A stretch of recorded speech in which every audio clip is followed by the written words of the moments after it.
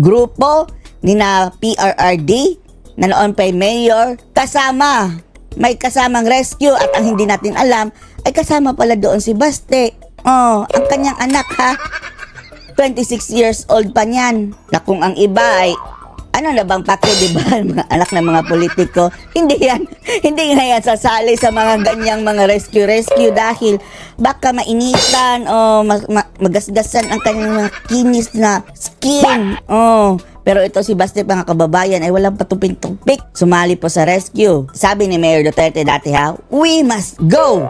The mandate of our mission is to care for them, to be with them, and to die with them.